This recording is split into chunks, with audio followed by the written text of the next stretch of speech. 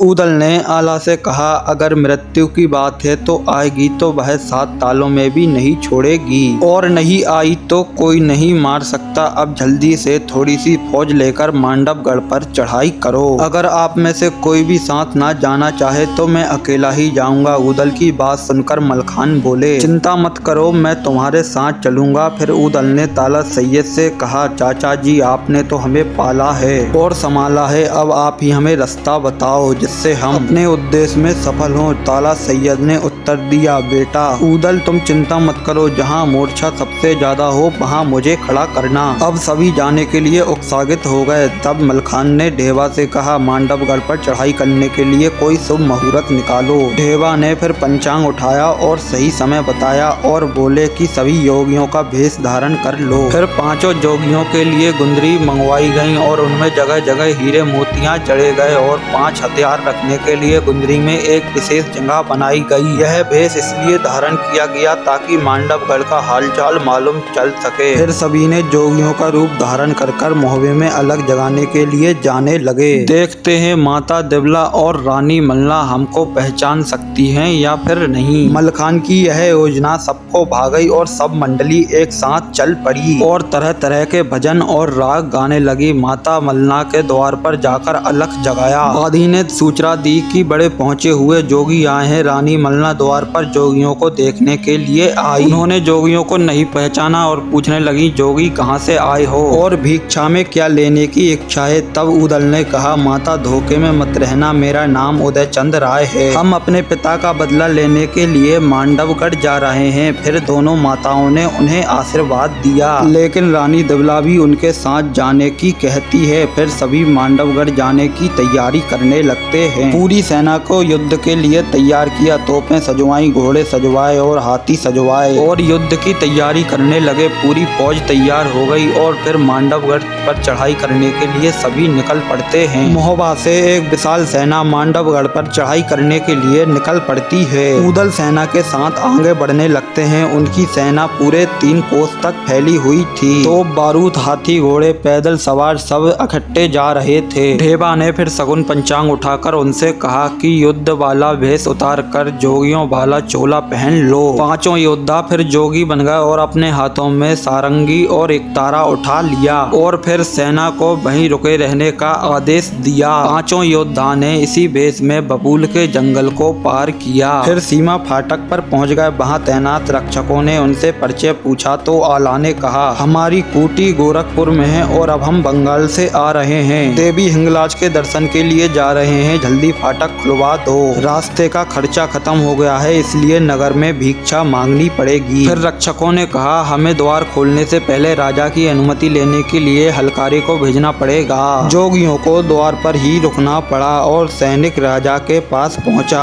और जोगियों की सारी बात राजा को बता दी। राजा ने जल्दी से द्वार खोलने का आदेश दिया। फिर रक्षकों ने दरवाजे खोल दिए और जोगियों की टोली बाजारों में घूमने लगी। जो भी व्यक्ति योगियों पर नजर डालता वह तुरंत मोहित हो जाता। महिलाएं जोगियों की सुंदरता की आपस में बात करती पनिहारन पानी भरना भूल गईं और जोगियों को ही देखने लगीं। रानी कुशला की बांधी भी उन पर मोहित हो गई। बांधी ने योगियों के नगर में घूमने की रानी को बात सुनाई। रानी कुशला ने आदेश दिया कि उन जोगियों को हमारे महल में बुलाकर लाओ। बांधी आदर के साथ उन्हें बुलाकर ले आई। उन्हें द्वार पर ठहरा कर वह सूचना देने महल में गई। तब आल्हा ने देखा परसावत हाथी और पपीहा नामक घोड़ा को और रोने लगा। पूछने पर आल्हा ने बताया कि ये मेरे पिता के घोड़े हैं जिन्हें करिया राय लूट कर ले आया था। ऊदल ने कहा, आप कहें तो मैं अभी घोड़े पर चढ़ जाऊं और अपनी फौज में ले जाकर शामिल कर दूं। तब मलखान बोले, भैया अकल से काम लो, जोगी भेष में है, धीरज रखो, घोड़े पर बाद में चढ़ जाना, पहले पिता का और चाचा का बदला पूरा हो जाए। तब 5 जोगी आगे बढ़े तो दूसरे द्वार पर पत्थर पीसने का कोलू और बरगद का पेड़ दिखाई पड़े। आल्हा ने बरगद के पेड़ पर टंगी खुपड़ियां भी देखी और बोले, कहा कि यह वे दोनों की खुपड़ियां हैं। आल्हा से दस्यराज की आत्मा ने बात करी कि हमें उम्मीद थी कि हमारे पुत्र अवश्य ही बदला लेंगे, लेकिन यह तो जोगी के भेष में है। यह बात सुनते ही आल्हा रोने लगे तो ऊदल ने पूछा तो आल्हा ने उसे खोपड़ी दिखाई तो ऊदल ने वो खोपड़ी झट से अपने सीने से लगा ली और बोले, अब रोने की बात नहीं, अब खुश होने की बात है। अब तो हम अपना बदला पूरा कर ही लेंगे। तब तक दासी भी लौट आई और उसे रोने का आवाज हुआ तो बोली, सच बताओ तुम किसी राजा के राजकुमार हो या भी राजा को बुलाकर तुमको पकड़वाऊं? फिर मलखान ने बात संभाली और बोले, बांदी, इस बरगद पर भूत चुड़ैलों का साया है, उन्हीं की आभा डरा रही है, इसलिए छोटे जोगियों को रोना आ गया। दासी उनकी बात सुनकर उन्हें महल में ले गई। महल की सुंदरता देखकर पांचों योद्धा चकित रह गए। खिड़की दरवाजे सब चंदन की लकड़ी से बने हुए थे और उन पर रत्न जड़े हुए थे। पांचों जोगियों को रानी ने पर्दे से देखा तो बांदी से कहा, तूने मुझे धोखा दिया है, यह जोगी नहीं लगते, यह तो किसी राजा के राजकुमार लगते हैं। इनकी छवि ही बता रही है कि यह जोगी नहीं राजकुमार हैं। तभी ऊदल बोले, हमारे राज्य में सूखा पड़ गया और हमारे पिता बचपन में ही चल बसे। हमारी माता ने हमें बचपन में ही जोगियों को बेच दिया, रूप तो परमात्मा ने दिया है। रानी ने कहा, तुम्हारी गुंदरी में भी हीरे मोती जड़े हुए हैं। फिर मलखान ने जवाब दिया कि हम राजा जयचंद की नगरी कन्नौज से आ रहे हैं। हमारा भजन सुनकर राजा ने यह गुदरिया हमें पुरस्कार स्वरूप दी हैं। तब रानी ने कहा, आप गाते नाचते हैं तो वह हमें भी दिखाओ। फिर तो सभी ने अपने अपने झांझ मंजीरा संभाले और गाना बजाना शुरू कर दिया। उनका संगीत व नृत्य देखकर सारा राज्य उन पर मोहित हो गया। जब रानी ने पर्दा हटाया तो रानी का नौलखा हार ऊदल को दिख गया, जिससे उन्हें अपने लक्ष्य की याद आ गई और आंखें रक्तित हो गईं। तभी ताला सैयद ने उन्हें कोहनी मारकर चेताया कि यहाँ कुछ गड़बड़ मत कर देना, नहीं तो सब यहीं चौपट हो जाएगा और हम सब भी यहीं मारे जाएंगे। ऊदल के नैनों में आंसू देखकर रानी ने कहा, यह छोटा जोगी क्यों रो रहा है? तब सैयद ने कहा, बाहर सूखी खपड़ियां बरगद के पेड़ पर देखकर यह डर गया है, इसे लगता है कि पेड़ पर भूतों चुड़ैलों का वास है। तब रानी ने एक पुराना किस्सा सुना दिया।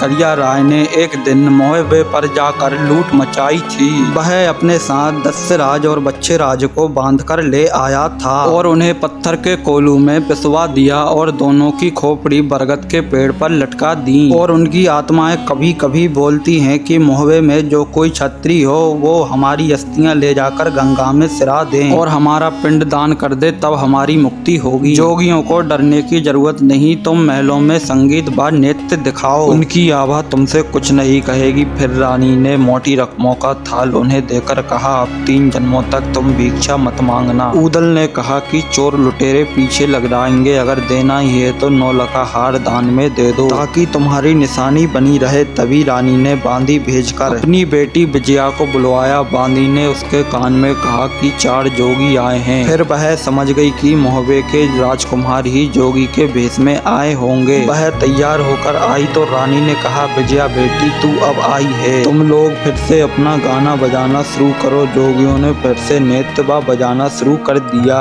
ऊदल की तान व नृत्य देखकर सब महिलाएं मोहित हो उठी और कुशला रानी ने ऊदल को अपना नौलखा हार उतार कर दे दिया। और तब जोगी चल पड़े तो विजया ने खिड़की के पास ऊदल की बाह पकड़ ली और बोली, तुम ऊदल ही हो ना? मैंने तुम्हें माहिल के बेटे के विवाह में देखा था, मुझे तुमसे अभी विवाह करना है। ऊदल ने कहा, अभी मेरे पिता का बदला मुझे लेना है, बदला पूरा होने पर मैं तुमसे विवाह करूंगा। ऊदल ने गंगा कसम उठाकर कहा और वचन भी दिया। फिर विजया ने बताया कि मांडवगढ़ राज्य के 4 किले हैं, एक में अनूप भाई राज करते हैं और दूसरे में सूरजपाल राज करता है और तीसरे में करिया राय का शासन है और लोहागढ़ में तो स्वयं मेरे पिता जम्बे राज करते हैं। लोहागढ़ का मार्ग बहुत ही कठिन है, पहले बवर वन को मैदान बनाकर अपनी सेना वहां एकत्रित करो, फिर नीति पूर्वक योजना बनाओ। इतना सुनकर ऊदल वहां से चल पड़ता है। वहां जोगी बने सभी बनाकर द्वार पर इंतजार कर रहे थे। ऊदल फिर सच बताता है कि मैंने विजया से विवाह का वादा कर आया हूँ। इस पर आला